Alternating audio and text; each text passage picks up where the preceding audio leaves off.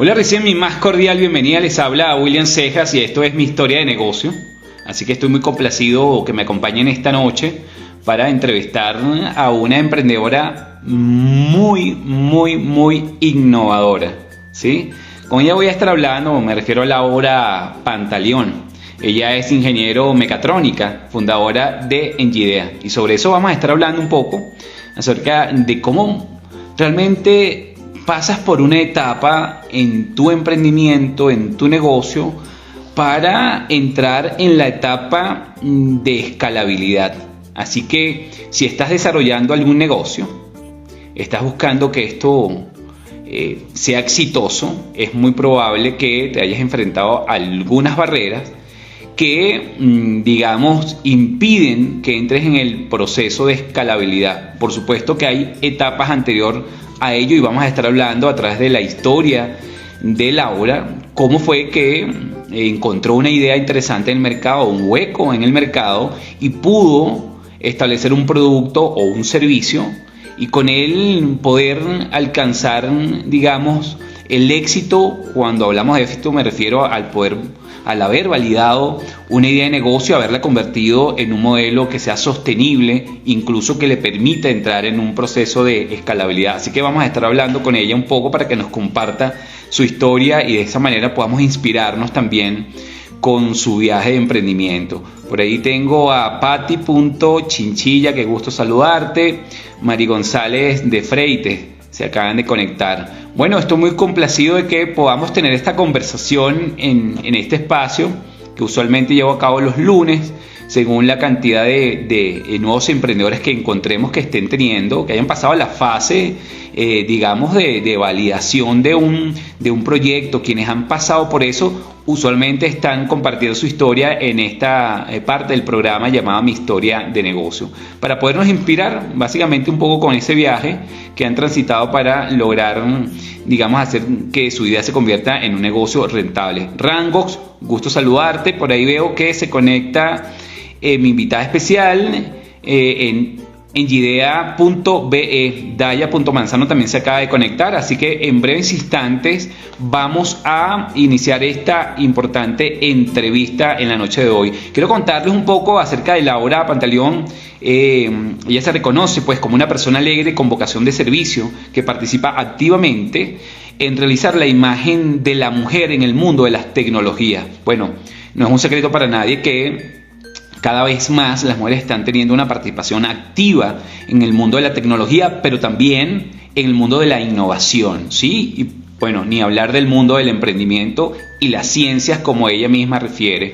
Ella también dice que es un gran ejemplo de esto, pues es graduada hace algunos años como ingeniera mecatrónica en la Universidad Nacional Experimental Politécnica Antonio José de Sucre. Además de participar como mentora en los programas de Tech Innovation, Girls Venezuela y Venezuela InTech. Su más preciado proyecto, nos comenta Laura, se llama Engidea, que es justamente el proyecto por el cual la estamos entrevistando, su emprendimiento más importante, ¿verdad? Engidea, buenas noches por allí. Sandra se acaba de conectar. Confírmeme por favor si me pueden escuchar, si me pueden ver. Por allí también veo a Aniel, nos acaba de seguir. Hola, qué gusto saludarte. También por ahí está Cripto Alemán. Vamos a esperar entonces que se conecten rápidamente mientras les comento un poco sobre mi invitada especial. Les comentaba que su más preciado proyecto se llama Engidea. Es una empresa de la cual es fundadora y que en la actualidad está enfocada en la educación y tecnología para niños, niñas y jóvenes entre 18 y 16 años de edad. Aquí pueden aprender robótica, domótica, impresión 3D, realidad virtual y otras increíbles tecnologías de forma divertida y práctica, así como lo señala. Por otro lado, también forma parte de Eduverso, otro de sus emprendimientos, enfocados al empoderamiento femenino en conjunto a una de sus más grandes amigas, María Díaz. ¿Ok? Así que con ella vamos a estar hablando en breves instantes. Me confirman que todo se escucha bien. Perfecto. Entonces, bueno, vamos a darle el acceso para que podamos inmediatamente entrevistar a Laura. Antes, para poderle hacer la invitación, porque la veo aquí, y creo que ya se va a poder conectar sin ningún tipo de inconveniente. Hola. Laura, feliz noche, ¿cómo estás? ¿Cómo estás, William? Un placer estar aquí. Bueno, ¿Me escuchan bien? Sí, sí te escuchamos. Te agradezco que te hayas tomado el tiempo en aceptar nuestra invitación para inspirarnos un poco con tu viaje de emprendimiento, ¿ok? Así que, bienvenida. Bienvenida y bueno, gracias por la oportunidad y a todos los que se están conectando. Excelente. Bueno, antes de hablar un poco, fíjate que el tema que he decidido que en lo que nos enfoquemos un poco es que en este momento NGIDEA se encuentra en una etapa a punto de escalar, ¿no? Entrar en esa fase. Pero bueno, no todos solemos llegar a esa fase tan importante que es vía el crecimiento. Y cuando hablamos del crecimiento, se supone que ya pasaste por una etapa de validación de tu idea, incluso desarrollo del proyecto, y por eso queremos que nos cuentes un poco acerca de tu viaje de emprendimiento. Antes de ello, por supuesto, vamos a hablar un poco para que te conozcan. Ya he mencionado que eres ingeniera, así que me gustaría comenzar un poco cómo inicias este emprendimiento, porque entiendo que hay una historia detrás de ella y me gustaría que la compartieras, puesto que habías trabajado antes en una empresa. No sé si ya propiamente en tu área, pero creo que fue una parte importante en la Laura que hoy tenemos la oportunidad de entrevistar. Cuéntame un poquito acerca de algunos años de atrás. Bueno, correcto. Así como mencionas, William, es una historia bastante particular porque básicamente hace un par de años, específicamente en el 2015, estaba trabajando en una empresa en el área de automatización industrial, que es básicamente donde nosotros, los ingenieros mecatrónicos, nos desenvolvemos, haciendo todo lo que es sistemas de automatización industrial. Allí comenzamos y bueno, como toda empresa venezolana, empezamos a formar equipos de ingeniería, de equipos de diseño, todo lo que es control y automatización de procesos. Y ahí conocí muchas personas en el área en particular, en el área de diseño 3D, en el área de todo lo que es robótica, etc. Duré en esa empresa 2 años y posteriormente migré para España, ¿ok? En España también llegué a una empresa en el área de robótica. Oye, pero déjame interrumpirte aquí un segundo, para que la audiencia lo tenga clara. Ingeniera mecatrónica, ¿qué significa eso? Probablemente la gente no lo tenga muy claro, así que sería un buen momento para que compartas qué es lo que hace una ingeniera mecatrónica, cuál es su misión, el objetivo, en qué parte, digamos, de una industria o una empresa entra la función de una ingeniera de esta especialidad. Bueno, los ingenieros mecatrónicos tienen la propiedad de que vieron conocimientos de electrónica, todo lo que es conocimientos de mecánica, todo lo que es control, automatización de procesos, proyectos industriales. Entonces están integrados muchas áreas en una sola ingeniería. El perfil, esta es una carrera de, diría yo, 8 años en Venezuela, que trajo la UNEXPO para el país hace recientemente. Y son muy pocas promociones realmente las que hay en el país.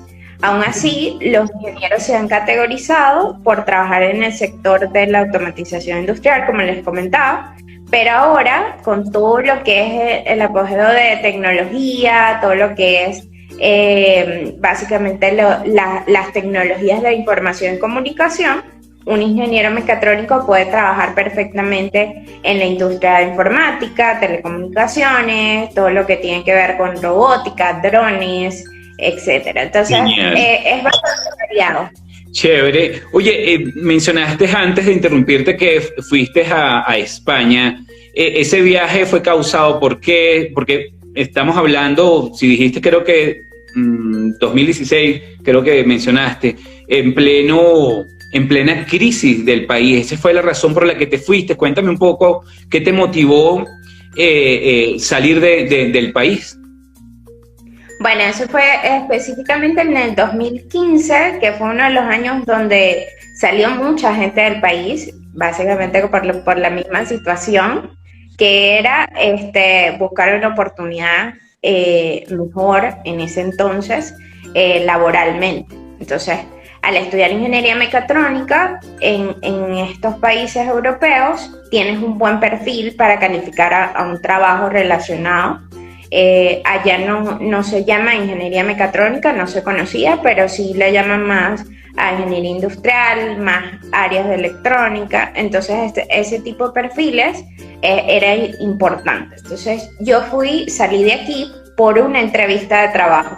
Realmente fue como que a ver si iba a quedar en el trabajo, porque efectivamente si no estaba ya en ese momento no iba a calificar. Okay. Entonces cuando llegué al trabajo, era un trabajo en mi área, en robótica, en automatización, y quedé en ese trabajo. Entonces fue una oportunidad en ese momento laboral. ¿Y ese cambio qué significó para ti? Porque luego te devuelves. ¿Qué sucede? ¿Qué te motiva a devolverte?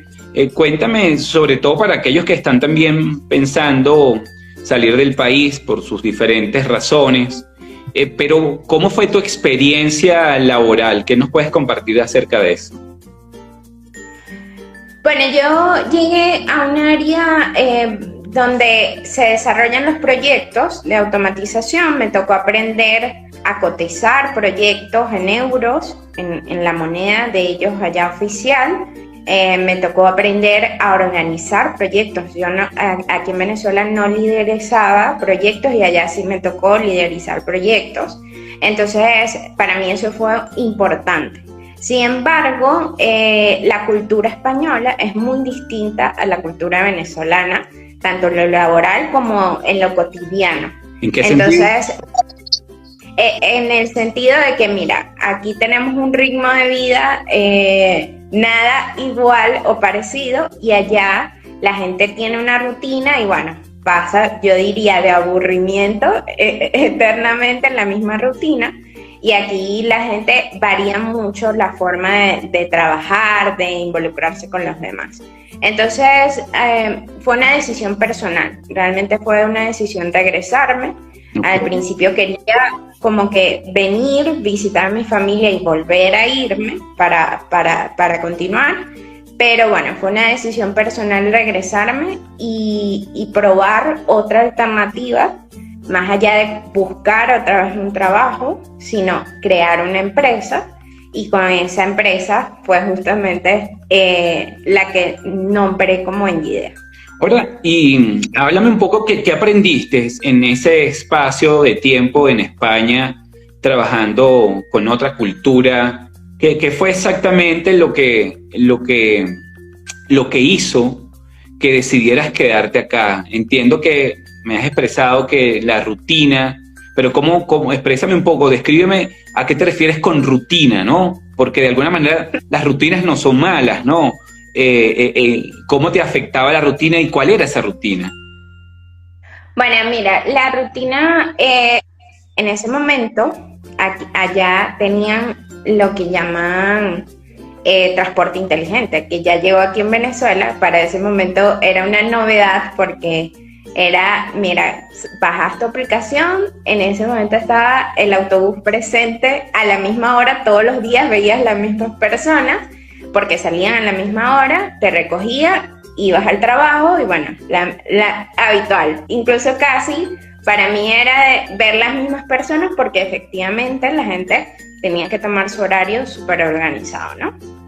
Eso no sería como lo malo, sino que al estar lejos de nuestra familia, mentalmente o físicamente ya te vuelves, no hablas con las personas, porque los españoles no son muy dados a decir buenos días, a hablar, a conversar en el almuerzo. O sea, no es algo habitual para ellos, porque eso es cultura propia de nosotros los venezolanos. ¿Y cómo manejaban el trabajo en equipo, Laura? ¿Cómo veías esto? Porque entiendo que en tu área probablemente el trabajo en equipo es una característica de la actividad, o no es así, o simplemente es parte de nuestra cultura. ¿Cómo ves esto? Sí, el trabajo en equipo es una característica de los ingenieros, pero no siempre se aplica. Allá no se aplicaba. Como te digo, yo liderizaba proyectos, organizaba proyectos, pero no se aplicaba el hecho de, mira, integrar proyectos en equipo, ¿ok? En Venezuela, desde que yo tengo uso de razón, todos los proyectos de ingeniería son en equipo y tienes que trabajar con un equipo de ingenieros. Allá no se estilaba, cada quien, por ejemplo, le asignaba un proyecto propio y tenías que sacar ese proyecto, ¿ok? Entonces era muy poca la interconexión entre las personas, porque cada quien estaba como en su mundo, en su trabajo, en su idea. Bueno, una que otra interacción, pero hasta allí. Ese no es el estilo, como te menciono, del trabajo en equipo que se aplica aquí en Venezuela. Los proyectos aquí en Venezuela, en su mayoría, son proyectos integrados, que hay departamentos en cada una de las áreas y esas áreas tienen que interconectarse. No sé si es una modalidad que se aplica a todos los trabajos en España, fue una experiencia propia, indiscutiblemente, y cada quien tiene como su proceso o una experiencia personal. Pero bueno, eso fue lo que pasó, realmente no interactuaba con mucha gente, tenía familia allá, pero entre las desconexiones de rutina, porque cada quien tenía horarios distintos, no nos veíamos, entonces era como que llegaba una, salía la otra a trabajar y así. Entonces, a medida que fue pasando el tiempo, yo me fui de aquí de Venezuela con unas metas. Mis metas siempre han sido de crear un negocio. Y cuando pasó el tiempo me di cuenta, no había hecho ninguna de las metas que yo me había ido a hacer. Entonces eso fue como un detonante, mira, algo está pasando, esto no era lo que viniste a hacer, necesitas como reprogramar, y efectivamente el viaje de vuelta fue esa una de las razones. Entonces fue como... ¿Perdón? No, esa fue una de las razones en particular, porque el reprogramar, ya tú estás reajustando tus nuevos proyectos y ya es con otra mentalidad en ese momento. Chévere. ¿Y qué sucede cuando llegas de vuelta? Llegas de vuelta que en el 2016, un año después. Sí. Ok, o sea que cuando llegas de vuelta todavía la casa está encendida, ¿no? ¿Cómo enfrentas esta situación? ¿Qué pensaste? ¿Llegaste a pensar, oye, cometí un error, me hubiese aguantado un poco más? ¿Qué fue lo que pensaste?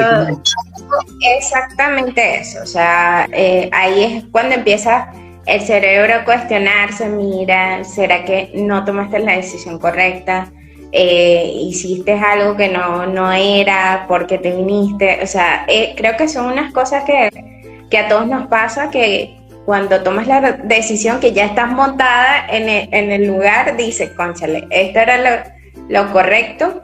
Incluso pasó un tiempo en esa misma situación porque no había luz en ese momento, como que, mira, realmente esto era lo que venía a hacer. Duré más o menos 6 meses viendo a ver qué iba a hacer, entre ellos, bueno, aprovechar el tiempo, pero igual ese año tenía la meta de regresar, no se pudo, entonces dije, voy a crear la empresa mientras tanto voy a armar un equipo para poder ofrecer servicios de alguna manera. Ahora, para eso yo estudié y para eso básicamente tenía la capacidad de hacerlo. Oye, y fíjate que quiero detenerme justamente en esto, porque se suele decir que los emprendimientos usualmente, pues, la vida de un emprendedor es bastante solitaria, ¿no?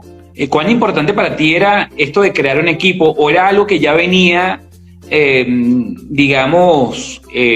considerando por tu experiencia, y pensabas que tener un equipo, porque tener un equipo implica tener socios, ¿no?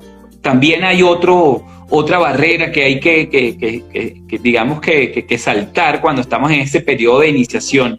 ¿Cómo, en la actualidad, cómo veías esto en aquel momento, y en la actualidad cómo lo ves después de haber creado ya un equipo y una empresa que está preparándose para escalar el desarrollo que ha logrado? Antes de responderme, déjame saludar a Rayo Dillinger, por ahí se acaba de conectar, a Nacho también, 110609, también me gustaría saludar.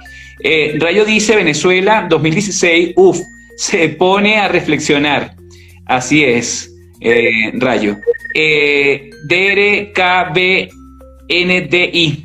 También un saludo por allí. La tiendita underscore de Mireya también está por allí. Mariana Neferson.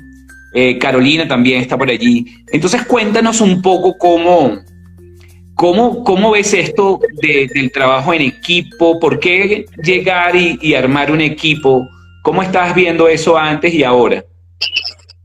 Bueno, como te dije, yo al estudiar ingeniería, todo el tiempo, todos los trabajos implican para mí trabajar en equipo. Era algo que yo tenía muy claro al trabajar allá, que no se estilaba ese tipo de cosas. Comprendí que si, mira, un emprendedor, sea como sea, si quiere llegar más lejos, tiene que conseguir un equipo de trabajo. Llámese socio, llámese compañeros fundadores, como lo queramos llamar. Pero o puede ser una marca personal o eres un equipo como una empresa.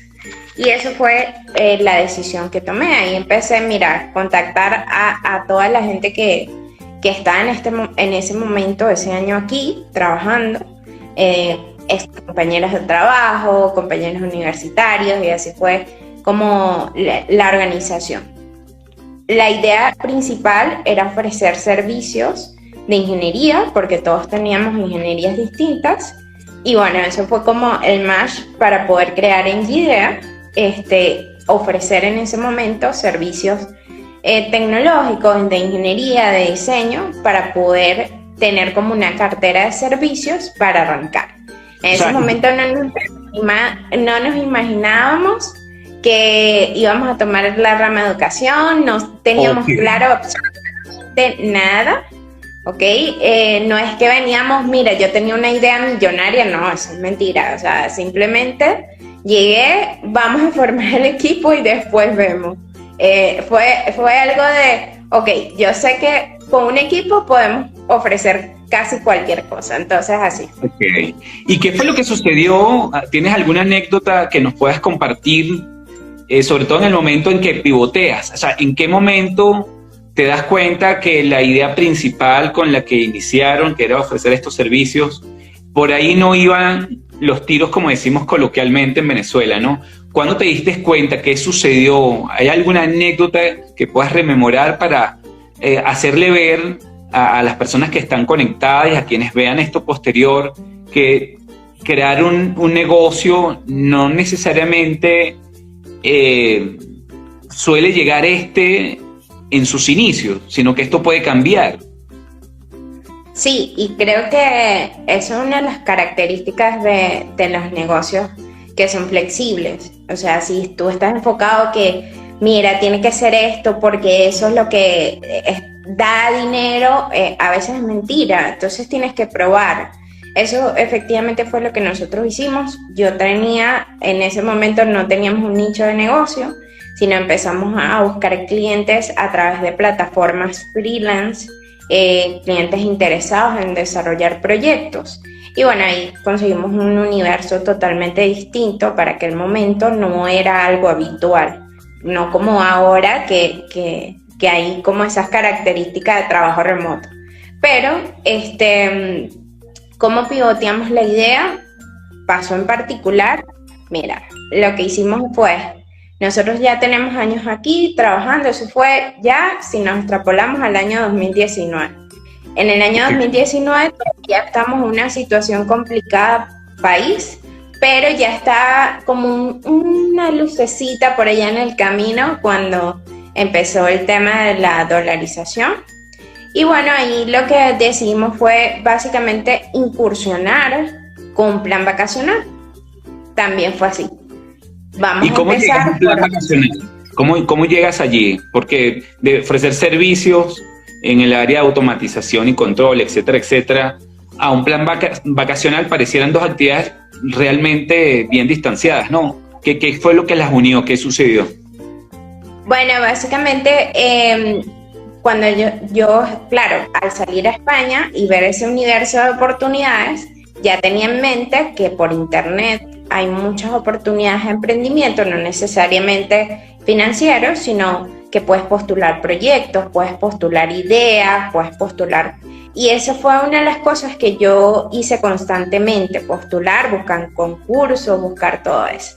Y hubo una postulación que era en Portugal, que era para el área educativa. Y ahí les dije en ese momento a mi equipo, mira, esta oportunidad, ¿qué podemos hacer? Y nosotros postulamos un proyecto para ese momento educativo. Me acuerdo que eran unos kits educativos para niños, hechos, impresos en 3D, con todo lo que es tecnología, todo lo que tiene que ver con electrónica. Pero eso era una idea, la postulamos al azar e incluso no quedamos, nos olvidamos de la idea. Eso fue en el 2017 y en el 2019 como que cuando tú revisas y desempolvas las cosas y necesitas como un cambio, mira, ahí salió esa idea, vamos a aplicarla físicamente en este proyecto piloto que fue un plan vacacional. Entonces así fue como que mutó el tema de servicios de ingeniería, proyectos educativos, kits educativos, que para ese momento el proyecto era ese, a formaciones para niños. Entonces, bueno, eso fue en el año 2019 y ese plan vacacional fue un boom porque básicamente los planes vacacionales tradicionales ya existen, pero la propuesta tecnológica para niños en aquel entonces no se conocía. Y la gente, claro, tienen dos chamos, por ejemplo, uno es grande, quiere irse a un campamento donde sea la computadora, programar, todas esas cosas, y el otro pequeño sí lo manda al campamento tradicional. Y eso fue lo que pasó. No, para mí fue como para nosotros fue un abrebocas, oye, esto se puede hacer. Okay. Me sorprendió porque no sabíamos que había esa necesidad. Fuimos como los ojos vendados, mira, vamos a probar. Lanzamos una publicidad online y la publicidad cuajó, ¿ok?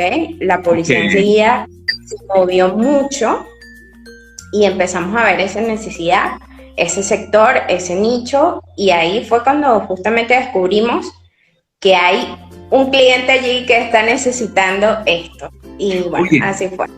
Me encanta lo que nos compartes, porque entiendo que espero que la audiencia también caiga en cuenta que primero has dicho la importancia de iniciar un proyecto en equipo.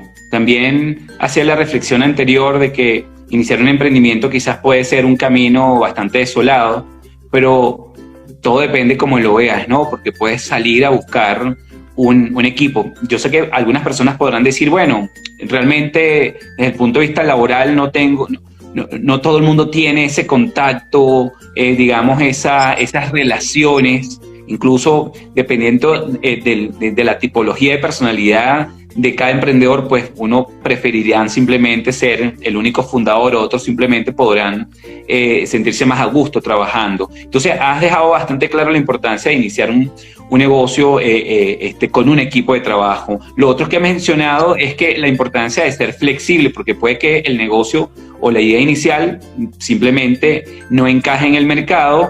Y también dijiste algo que me gustó mucho, que es esto de la idea de que cuando estamos desarrollando un negocio, pueden que hayan muchas ideas en las que hayamos pensado, están allí guardaditas en la caja de Pandora, como dirían algunos, y luego desempolvase esto. Pero aquí quería preguntarte algo. Entiendo que si estabas buscando una nueva idea, eso quiere decir que el negocio, como lo estaban planteando, no estaba generando los ingresos o al menos las expectativas desde el punto de vista de negocio, ¿no? Era así. Eso fue una de las cosas que te hizo tratar de desempolvar y evaluar nuevas ideas para pivotear un poco el negocio. Sí, correcto. La idea principal de los servicios de ingeniería, bueno, llegó a un punto que no daba más a nivel financiero para todo el equipo. Incluso en ese momento lo que sucedió fue que 3 compañeros se fueron del equipo, migraron, estamos hablando del año 2017, y el resto del equipo tuvo que pivotear la idea. Fue básicamente el hecho de que o caemos o cerramos básicamente, o reconstruimos o le damos una versión. Esto creo que es una etapa normal de un emprendedor y puede suceder que comienzas un negocio y para mantener el negocio, lo ideal es pivotear. Si esa idea viste que no funcionó, no tiene nada de malo volver a darle la vuelta y buscar otra alternativa. Antes de rendirte, antes de decir, mira, definitivamente esto no es para mí, yo no nací para esto. Pero sí, darle la oportunidad o darse la oportunidad de reconstruir, o sea, de mantener, bueno, vamos a darle un enfoque, darle otra vista y volver a comenzar. ¿Y cuál dirías que, si tuvieses que responder a esta pregunta en función de la experiencia que tienes, ¿cuándo debemos abandonar? ¿Cuándo rendirse? Ok, bueno, esa es una palabra que o sea, es muy poco. Yo te cuento una anécdota personal. En esos momentos difíciles, yo escribí no te rindas en el espejo de todos los días de verse. Lo escribí grandísimo, recuerdo para ese momento, esas situaciones difíciles, y es una palabra que no me gusta acompañarla, ¿ok? Acompañarla personalmente. Sin embargo, ¿cuándo utilizarías? Si nos vamos a la historia original del hecho de regresarme, la gente cuando me vio otra vez en Venezuela dijo, ¿por qué te regresaste? ¿Por qué te rendiste? Y realmente yo no lo veía así, yo veía como que no, esto es un reenfoque, esto era reenfocar para volver o un reenfoque para hacer otra cosa. Wow, qué bien. Ese rendirse, si le damos el reenfoque, no importa que tengas que comenzar de nuevo, pero no es rendirse, sino mira, estás reenfocando, por lo menos en mi caso, te estás poniendo otros lentes para hacer otro ajuste, ¿no? Genial. Entonces, antes de decir, mira, es normal, puede ser, voy a hacer otra cosa, puedo comenzar otro proyecto, puedo incluso tener otro equipo porque me pasó, pero no es rendirse, es un reenfoque. Reenfocar. ¿Okay? Reenfocar. Incluso si, bueno, yo en mi caso personal mantuve el nombre de la empresa, pero no tiene nada de malo también cierras una y abres otra, o sea, porque ha pasado mucho. Emprendedores, ok, como otra visión, otro enfoque, le pones otro nombre a tu marca, cambias las redes sociales, está bien, porque es lo que se tiene que hacer. Si algo no funciona, le puedes dar ese reenfoque que necesitas para seguir mejorando. Qué gran respuesta, Laura. Laura, entonces, ya para el año 2019 habías hecho una campaña digital y lograste identificar un mercado que tenía unas necesidades específicas. ¿Qué ocurrió luego después de eso? ¿Hay alguna anécdota que puedas comentarme? Sobre todo que te haya dicho, creo que este es el mercado, creo que este es el negocio. Por ahí Rayo dice, comparto ese enfoque. Una anécdota, pues, que nos cuente un poco el momento exacto donde dijiste, sí, creo que estoy en el camino correcto. Bueno, después del plan vacacional, algo particular sucedió, que los niños y los representantes pedían más cosas, ¿ok? Más servicios que no teníamos en ese momento, porque no, como te dije, comenzamos con una idea sin plasmarla, el plan vacacional, y ya nos pasó algo muy genial, que nosotros llevábamos preparados un contenido educativo, y la primera semana del plan vacacional lo que sucedió fue que nos quedamos sin contenido. Los niños nos sorprendieron a nosotros gratamente, porque decíamos, en ese momento estábamos como, oye, ¿será que aquí los niños tendrán conocimiento de esto? ¿Podría? Empezamos como dudosos en ese sentido y nos quedamos sorprendidos. Mira, los niños en 5 minutos hacían las actividades que nosotros diseñamos, reinventamos nuevas actividades, nuevas programaciones, hicimos otras semanas del programa vacacional con otros desafíos, con otras estrategias. Y allí fue que hicimos clic. ¿Okay? Hay una historia en particular que no te la había contado. Uno de los niños, la última semana del plan vacacional, nos comenta, eran 2 hermanos, y nos dicen, profe, ¿yo puedo mostrarle mi robot? tenían toda la semana, porque eran planes vacacionales, y nos dijeron, yo puedo mostrarle un robot. Y yo pensaba que me iban a traer un robot de cartón como de recuerdo. Y me sorprendieron tanto que trajeron un robot de casi 1 metro. Era más grande de uno de los niños. Lo habían armado completo. Pero algo particular que nos dice la mamá era que ellos no habían hecho funcionar ese robot. Se lo compraron, se lo regalaron, pero no habían hecho funcionar el robot porque no sabían, ¿ok? Pero lo armaron ellos solos con su papá, con las guías, con lo que podían entender de los manuales, porque estaban en inglés. Y lo que pasó fue, más o menos en 10 minutos, nosotros pudimos deducir porque no había funcionado el robot, porque trabajaba con unos comandos de voz, tenía comandos en inglés para dar vueltas, para aprenderlo, o sea, tenía muchas funcionalidades. Y claro, un niño de esa edad, sin la asesoría de alguien que sepa, no lo iba a poder deducir, ¿ok? Independientemente que viniera el papá, que los ayudara, habían armado algunas cosas. Y ahí descubrimos que, mira, no importa, puedes tener muchas herramientas, pero si no la acompañas de alguien que sepa, alguien que te ayude, que esté allí acompañándote, no importa, puedes tener muchos juguetes, puedes tener le puedes comprar a tus hijos herramientas educativas, todo lo más genial posible, pero pasan estas cosas y ahí descubrimos, me acuerdo de ese día porque justamente le digo a mi compañero, bueno, esto es lo que tenemos que hacer.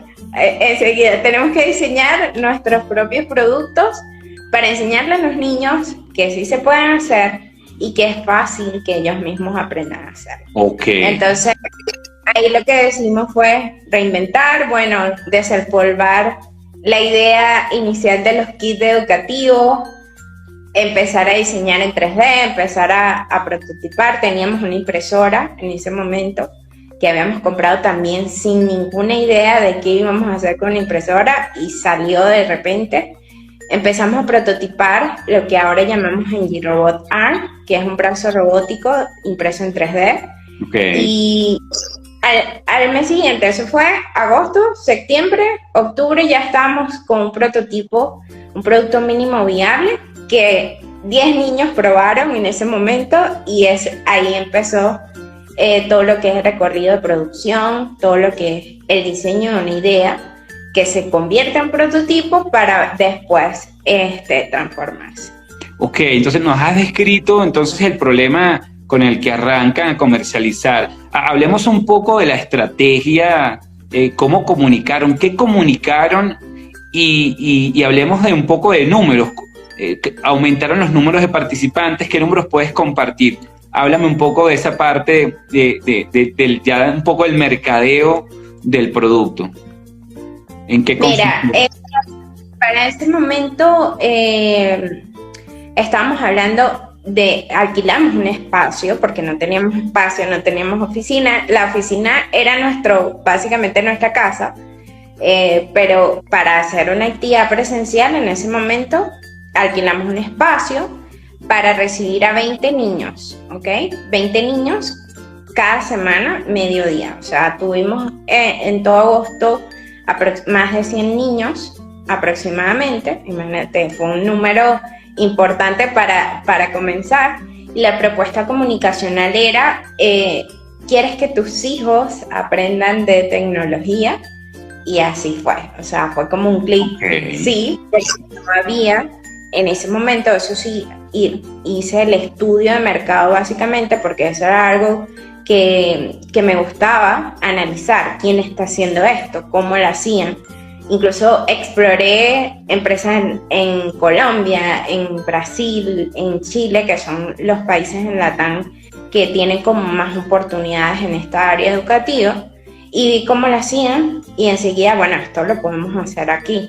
Entonces la propuesta comunicacional fue básicamente, ¿quieres que tus hijos por lo menos estén aprendiendo estas vacaciones tecnología? Y así fue. 5 días de tecnología, diseño 3D, robótica, realidad virtual, producción visual, realidad aumentada, o sea, fue un paquete de 5 tecnologías y ahí empezó todo. El recorrido, obviamente, importante. Estábamos hablando de, no teníamos 0 números a tener más de 100 niños en un solo mes. Para nosotros era súper, súper importante y eso fue lo que nos abrió las puertas. ¿Y cuál dirías que fue el mayor reto de pasar de 0 a 100? Un tema de organización, planificación. Cuéntame un poco qué fue lo difícil porque crecer dice que suelen decir que duele, ¿no? No sé si hubo algún dolor en su caso, pero ¿cómo ves este crecimiento vertiginoso, drástico, podría decir? Sí, el reto fue interno, adaptar todo lo que, porque al principio nosotros, como te mencioné, éramos un equipo de ingenieros, nada que ver con educación, pero llegó un punto que yo dije, si queremos crecer, tenemos que meter educadores. Y justamente los educadores fue lo que hizo esa transformación a lo que teníamos, digamos, los ingenieros de forma no apta o didáctica a lo que llamamos ahora un programa educativo, ¿ok?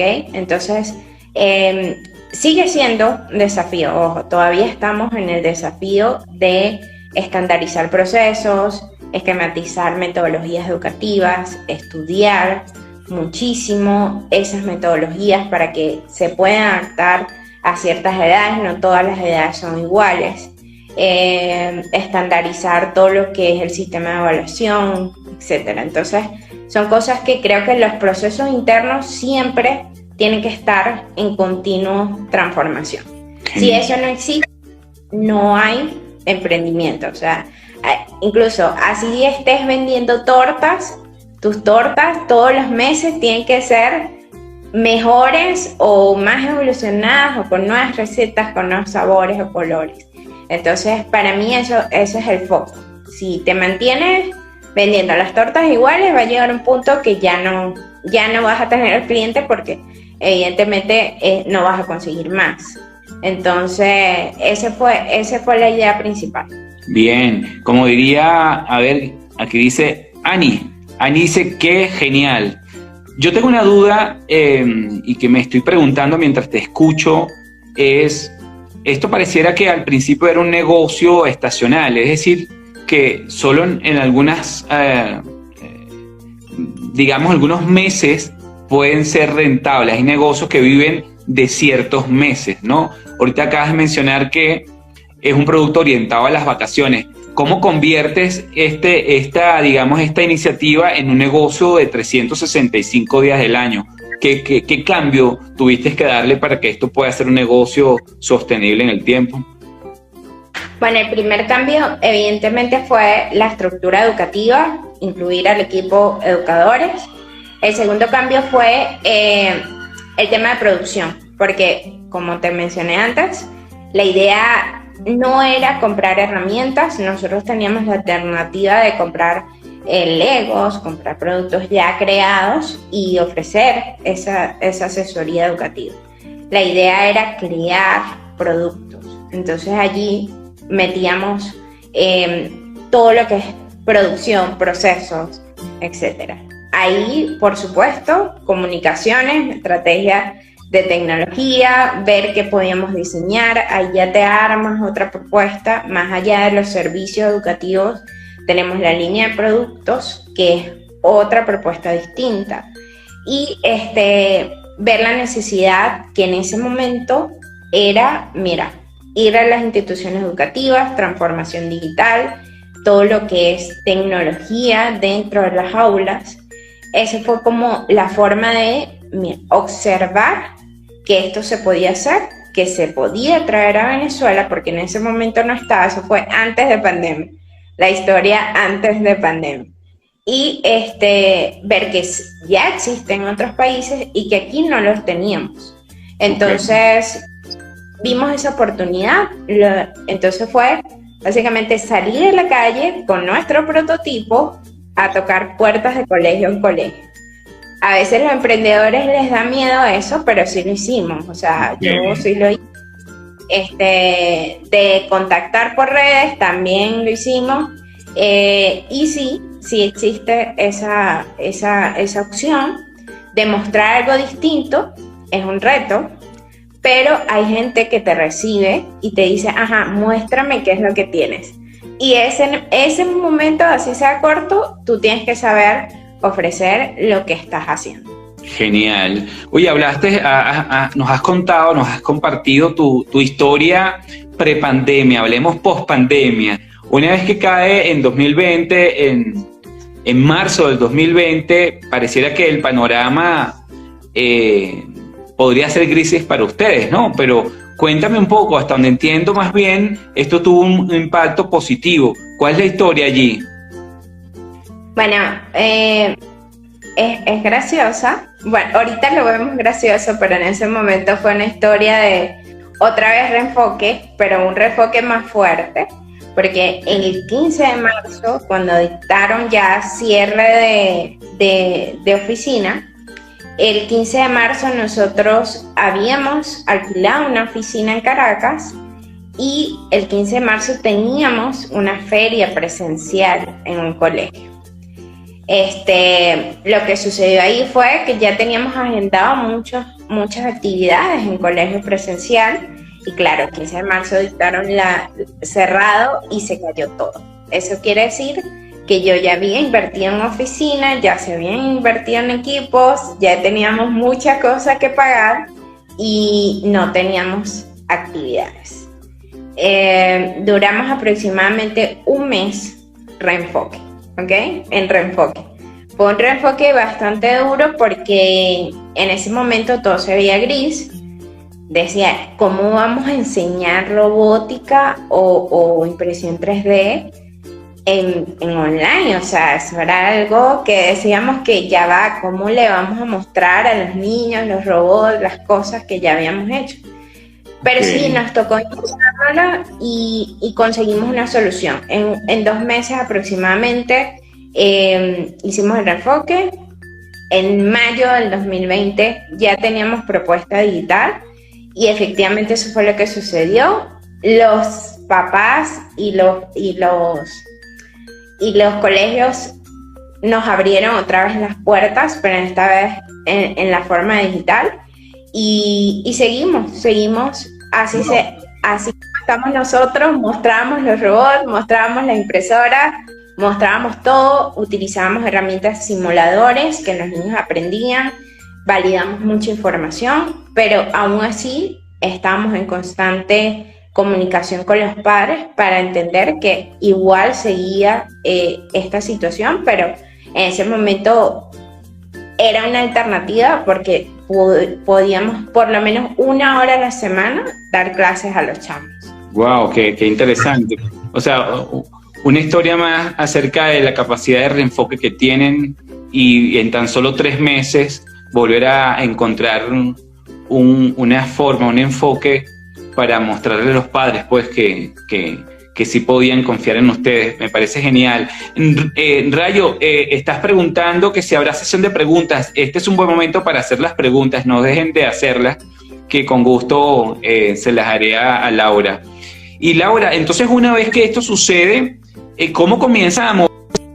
Porque yo digo grandes problemas justamente en pandemia, era que aprendimos, al menos en mi opinión, aprendimos de que no todos los niños están hechos para poder tener, digamos, una educación online, ¿no? Además que estamos hablando de niños, todavía requieren un proceso de socialización que es tan importante para ellos, ¿no?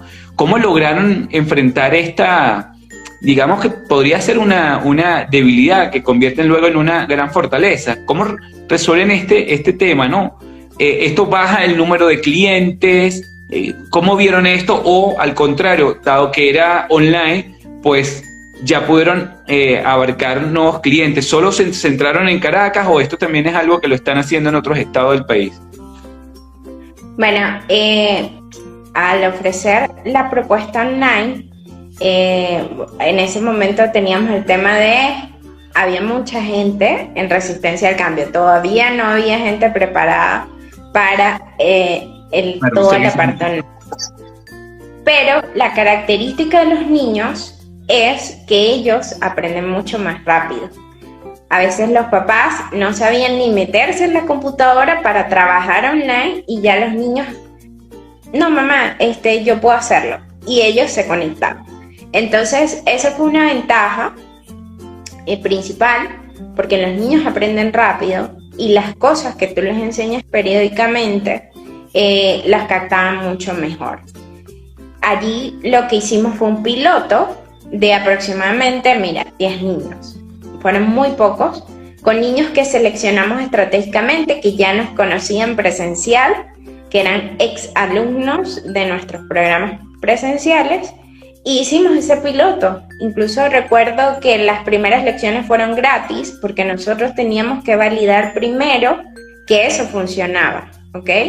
Si no funcionaba, íbamos a buscar otra cosa, pero teníamos que validar si eso funcionaba. Y efectivamente así fue. Hicimos después un programa de 3 meses y en 3 meses los niños lograron armar un proyecto digital de robótica. Wow. ¿Okay? Lo que nos decía a nosotros, mira, esto funciona, vamos a hacer el reenfoque, vamos a ofrecer una alternativa y así lo podemos vender. Y sucedió lo que mencionan, nos llegaron niños de otros estados, de otros países, incluso niños que nos conocían, pero que habían migrado también en esa situación y que estaban trabajando con nosotros desde años anteriores y que eran nuestros alumnos constantes. Entonces ahí comprobamos diversas oportunidades porque ya no solamente nos regíamos a presencial, a solo Caracas, Miranda, sino que podíamos alcanzar otras áreas interesantes que al principio no habíamos visto. Lo otro que sucedió es que nuestros programas se digitalizaron. Al digitalizar, tú guardas información de lo que tú haces, ¿ok? Del constante día a día de tus servicios y empiezas a empaquetar. Bueno, este servicio se llama así y sirve y funciona con tantas clases, con tantos periodos. Ahí empiezas a diseñar la estrategia y te das cuenta que es posible. Porque otra cosita que los emprendedores tenemos al principio, que son tantas ideas que no anotas nada, que no guardas nada, pasa mucho en las finanzas. No, pasa mucho en las finanzas también, que no vemos qué ganamos, qué gastamos. Entonces, en pandemia sucedió eso y ahí fue de experiencia personal. Ahí fue cuando dijimos, bueno, vamos a paquetizar estos servicios que después se pueden vender con los productos que ya teníamos. Entonces así fue. Para nosotros fue una oportunidad porque en el día a día presencial no te daba tiempo, entre colegio y colegio, no te daba tiempo de sentarte en la computadora a digitalizar todo lo que estabas haciendo. Y en el online no había alternativa, sino que había que hacerlo. Entonces era a comprar servicios online, utilizar la página web, utilizar el Meet, comprar el Google Drive, empezar a hacer las presentaciones, guardarlas, almacenarlas, hacer un classroom, un aula online, y todo eso nos sirvió para organizarnos. Para incluso ahora podría decir que se convirtió en un aula digital donde tenemos todo el contenido digitalizado. Ok, oye, qué interesante. Me gustaría cerrar con 3 preguntas. Tengo 2 de quienes te escuchan que han formulado sus preguntas. Voy con Rayo, dice, aprovecho a ver a qué aspiran a día de hoy. Se pregunta si están abiertos a colaboradores. Es otra pregunta que él hace porque él se interesaría, pues le interesa esto. No sé qué puedes responderle a Rayo. Bueno, Rayo, pasa algo particular. Nosotros en el año 2020, bueno, en personal, yo soy mentora en 2 programas para niñas y jóvenes, donde gratuitamente nosotros ofrecemos formaciones para niñas en el área de tecnología. Pero aún así, hemos trabajado con chamos, con todas las áreas, incluso técnicos medios, técnicos superiores, y con chamos que no han estudiado universitario, y recibimos constantemente pasantes en esas áreas. Eso es lo importante, porque si estamos trabajando en una empresa tecnológica, educativa, tenemos que saber formar a los posibles emprendedores, ¿ok? Y casi todo mi equipo es así, son chamos mucho más jóvenes que yo, que incluso están estudiando en este momento y que ahorita se están preparando para adquirir habilidades del futuro, en trabajar en el mundo de la tecnología. Entonces sí, la respuesta es sí.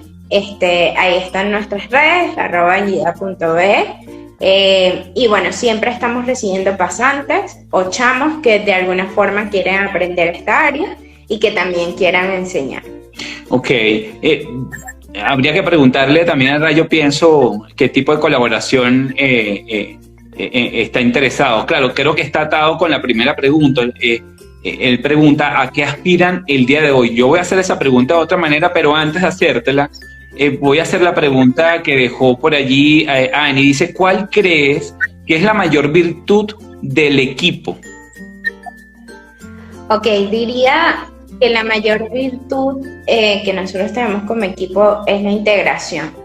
La integración es una de las habilidades que no todos los equipos tienen, y es como un rompecabezas, cada uno en una pieza, ¿ok?, que se va uniendo para un fin común.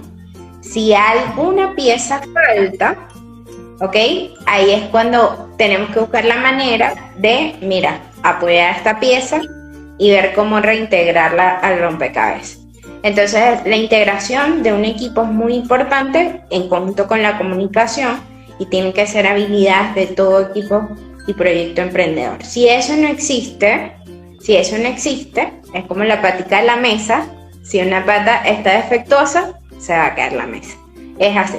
Entonces, básicamente es lo que siempre busco en el equipo.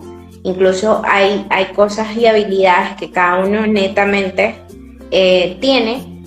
Y si no les gusta, es una característica que siempre... A mí no me gusta contratar gente que no les guste lo que estamos haciendo. Porque básicamente si hay un trabajo que no te gusta, tu motivación no es la misma a que te guste. Entonces a veces prefiero, si esto no te gusta, vamos a probar con otra habilidad o con otra característica para ver si te gusta. Genial.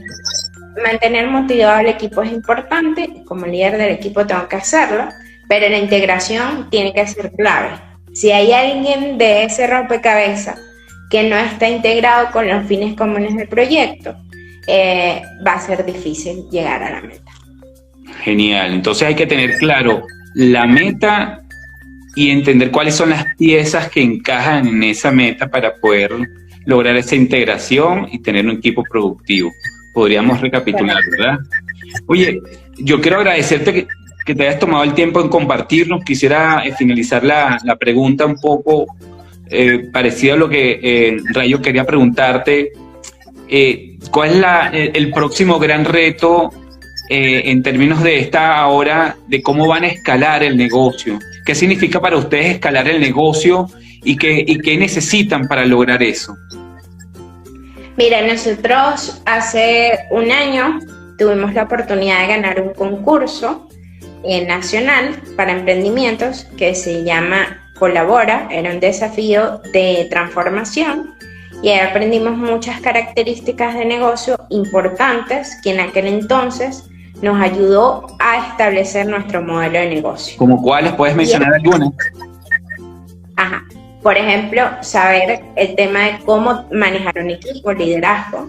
Incluso tuvimos clases de desarrollo personal. Es decir, que tú puedes tener una empresa, pero si mentalmente no estamos bien aquí, no vamos hacia adelante. También tuvimos todo lo que es asesorías en mercadeo, finanzas, muy importante, incluso gestión de proyectos. Y eso nos ayudó mucho a consolidar el modelo de negocio. Y este año también tuvimos la oportunidad de ser seleccionados por el PNUD como una de las organizaciones que ahorita está en fase de escalamiento. En fase de escalamiento es básicamente pasar del punto A, es decir, en ventas. Si hoy vendes tanto, tienes que incrementar significativamente para poder escalar. Okay. Es un desafío. Ahorita muy pronto vamos a estar mostrando los nuevos objetivos o las nuevas metas que vamos a desarrollar, entre ellos nuevos productos, nuevos servicios. Ahorita lo que hicimos fue parar uno de nuestros servicios, el más importante, que era las formaciones para niños, para darle reenfoque, ¿ok? El mismo reenfoque que habían mencionado. Lo paramos. Vamos a hacer un reenfoque de las formaciones porque ya llevan un año más o menos iguales y ya necesitamos cambiar. Estamos metiendo todo lo que es nuevas tecnologías dentro de los servicios habituales y vamos a crear un nuevo producto. Esa es una de las cosas que vamos a hacer para escalar. Así que pronto vamos a estar mostrando un nuevo prototipo. ¿Y hay algún número que puedas compartir acerca de lo que significa ese proceso de escalamiento? Es decir, ¿esperan pasar de tantos alumnos a cuánto? ¿Cuál es el más o menos, si lo podemos ver en números?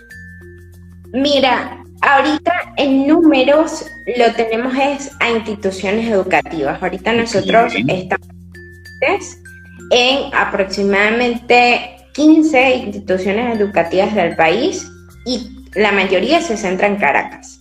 El número es poder llegar a más de 30 instituciones educativas en el resto del país. Incluso hay 2 proyectos donde vamos a ir a Maracaibo y donde vamos a ir a Apure para estar mostrando este tipo de formación, que son estados ajenos a Caracas. Queremos salir mucho más de Caracas. Ahorita estamos en Nueva Esparta, Valencia, Bolívar, pero esa es la meta. La meta es poder duplicar los números.